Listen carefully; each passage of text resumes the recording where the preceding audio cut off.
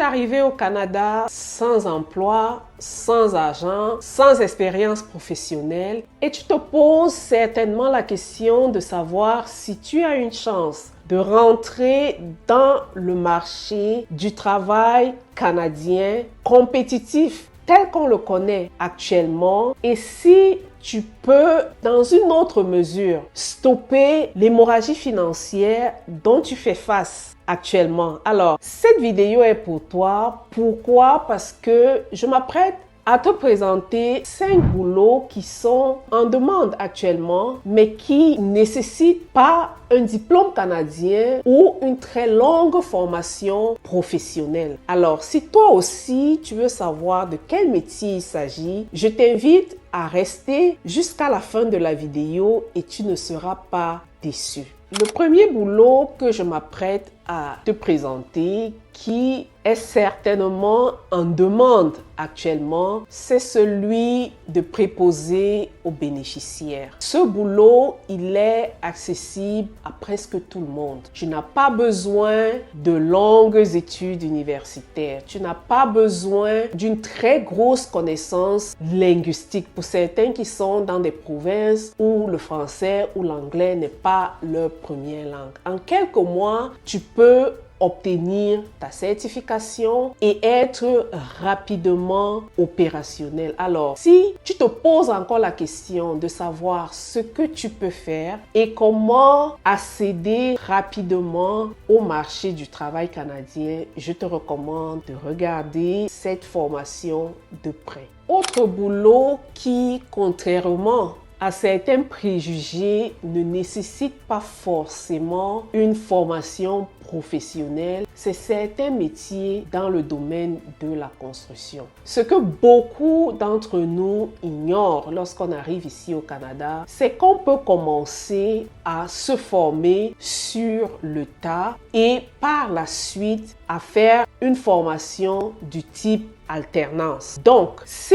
vous avez des aptitudes manuelles et que vous êtes dans la recherche active du travail, je vous conseille, je vous recommande de regarder du côté de la construction.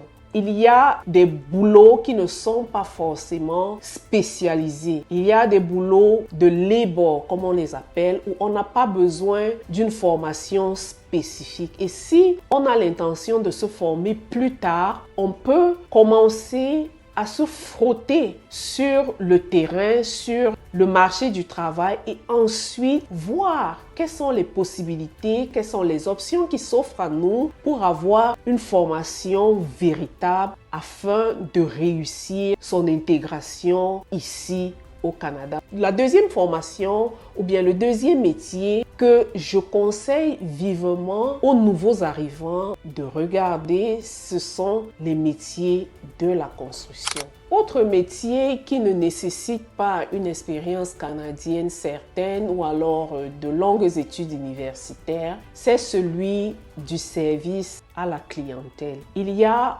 beaucoup de manières de travailler et de faire ce qu'on appelle le service à la clientèle. On peut travailler dans les magasins, on peut travailler comme agent du centre d'appel. C'est vrai que parfois ça peut avoir une connotation dénigrante, mais en réalité, ce type de boulot vous permet de vous frotter à certaines réalités canadiennes et surtout d'améliorer vos performances linguistiques, surtout lorsqu'on se trouve dans une province comme celle de l'Alberta où l'anglais, pour beaucoup d'entre nous, n'est pas notre langue première. Alors, pour ceux qui se posent encore des questions, où commencer, par quoi commencer, où travailler, si vous êtes dans le processus de reconnaissance de vos équivalents, vous pouvez dans un premier temps trouver un emploi dans le service à la clientèle. Autre métier facile d'accès c'est celui de la sécurité. Vous pouvez vous chercher un boulot dans le domaine de la sécurité. Il y a dans beaucoup d'endroits, dans beaucoup de secteurs d'activité où on a besoin des agents de la sécurité. Généralement, les formations ne sont pas longues. Donc, si vous cherchez un tremplin ou quelque chose qui vous permet juste d'avoir le pied dans le marché du travail, le boulot comme agent de sécurité, ce n'est pas un mauvais départ pour beaucoup d'entre nous. Le dernier boulot que je m'apprête à te présenter, c'est celui de camionneur ou de chauffeur camion. Ce boulot-là nécessite que tu aies un permis de conduire de classe 1 ou de classe 3 et généralement, ça te prend quelques semaines pour l'obtenir. Et il y a quelque temps, la demande de camionneurs, de transporteurs était vraiment à la hausse ici au Canada. Donc, toi qui te poses la question de savoir quel boulot te permettra de rapidement stopper l'hémorragie financière et d'avoir un pied dans le marché du travail canadien, je t'ai présenté ces 5 boulots. Je suis sûre qu'il y en a certainement d'autres qui ne nécessitent pas également une formation ou alors une très courte formation professionnelle, mais qui te permet d'accéder au marché du travail et de pouvoir te prendre en charge ici au Canada. Alors, si tu as aimé ma petite vidéo, n'oublie pas de t'abonner, de laisser un commentaire et dis-moi aussi quel boulot tu as fait lorsque toi aussi tu es arrivé ici au Canada et qui t'a permis de survivre ne serait-ce que les quelques semaines, les quelques mois suivant ton arrivée ici au Canada. Merci beaucoup d'avoir suivi ma vidéo et je te retrouve sur une prochaine vidéo. Bye!